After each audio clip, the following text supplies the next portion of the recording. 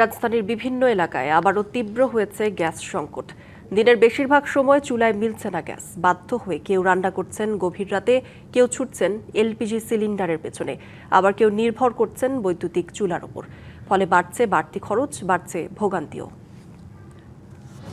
ঘড়ির কাঁটা যখন ভোর ৫টা ছুঁই ছুঁই, অন্যদের ঘুম ভাঙার আগেই রান্নাঘরে ব্যস্ত গৃহিণী, কারণ দিনে চুলার আগুন পাবেন কিনা তার কোনো নিশ্চয়তা নেই। অনেক দুর্ভোগে আছি।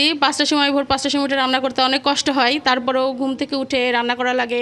কেউ অপেক্ষা করছেন গ্যাসের চাপ বাড়ার জন্য। মাসের পর মাস নিয়মিত গ্যাস বিল দিয়েও কেন এই দুর্ভোগ, সে প্রশ্নও তাদের। দিন ধরে বছর হয়ে যেতেছে, কই খাই না খাই আগে বিলটা দিই মা, তারপরে এই যে এরম চুলা সারাদিন জায়গা গ্যাস হয় না। গ্যাস তো থাকে না, কিন্তু বিল তো আমাদের দিতে হয়। পানির সমস্যা হলে কোথাও থেকে ম্যানেজ করা যায়, রান্না বান্না তো ঢাকা শহরে কাঠ দিয়ে রান্না বান্না করা যায় না। কেউ আবার বিকল্প হিসেবে বৈদ্যুতিক চুলা কিংবা এলপিজি সিলিন্ডারের ব্যবস্থা করেছেন। কয়েকবার চেষ্টা করেও যখন আগুন মিলছে না, তখনই শুরু হয় বিকল্প জ্বালানির খোঁজ, যদিও তা চাপ বাড়াচ্ছে মাসিক খরচে। বাংলা কিউআর, যেখানে নগদ পেমেন্ট সেখানে। সারা দেশে 10 লাখেরও বেশি মার্চেন্টে নগদে পেমেন্ট করুন খুব সহজে।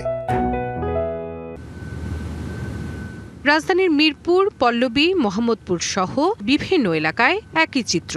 খুব ভয়াবহ গ্যাসের সংকট। গ্যাস একবারে নাই।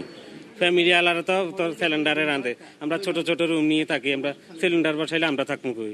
পানি ফুটাই খাইতে পারি না, বাচ্চা কাচ্চা অসুস্থ হয়ে যাচ্ছে। রান্না তো খাইতেই পারি না, আমরা হোটেল থেকেই খেতে খেতে বাচ্চারা সবাই অসুস্থ। গ্যাসের চাপ কম থাকায় ব্যাহত হচ্ছে দিনের কাজকর্ম, আবার গ্যাস না থাকলেও মাসের বিল পরিশোধ করতে হচ্ছে নিয়মিত। এই যে সকালবেলা উঠে নাস্তা খেতে পারি না, রান্না করতে পারি না বাচ্চা নিয়ে, তবে হাজবেন্ডের অফিসে খাবার দিতে হয়, সেটা দিতে পারতেছি না। গ্যাস সংকট শুধু রান্নাঘরেই আটকে নেই। বাসাবাড়ির রান্নাঘর ছাপিয়ে এই সংকট এখন তীব্র আকার ধারণ করেছে সিএনজি পাম্প এবং উৎপাদনমুখী প্রতিষ্ঠানেও। Rifat Tasnova, DBC news, Dhaka.